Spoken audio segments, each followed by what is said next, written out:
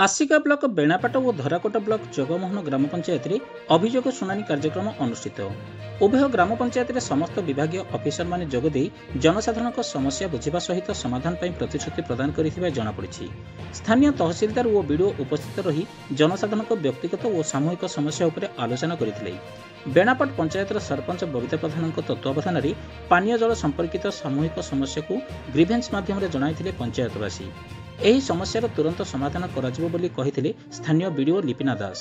ସେହିପରି ଧରାକୋଟ ବ୍ଲକ ଜଗମୋହନ ପଞ୍ଚାୟତରେ ଜମିଜମା ବାବଦରେ ବହୁ ଅଭିଯୋଗ ଆସିଥିବା ବେଳେ ରାସନ କାର୍ଡ ଓ ବିଭିନ୍ନ ପେନ୍ସନ୍ ସମ୍ପର୍କିତ ଅଭିଯୋଗ ମଧ୍ୟ ଆସିଥିବା ଦେଖିବାକୁ ମିଳିଛି। ଖୁବ୍ ଶୀଘ୍ର ସମସ୍ତ ସମସ୍ୟାର ସମାଧାନ କରାଯିବ ବୋଲି କହିଥିଲେ ଧରାକୋଟ ବ୍ଲକ ଜଗମୋହନ ପଞ୍ଚାୟତ ସରପଞ୍ଚ ଲିନା କୁମାରୀ ମହାରଣା। ଉଭୟ ପଞ୍ଚାୟତ ପିଇଓ ଓ କର୍ମଚାରୀ ସହଯୋଗ କରିଥିଲେ। ବ୍ୟୁରୋ ରିପୋର୍ଟ, ଆଞ୍ଚଳିକ ବାର୍ତ୍ତା।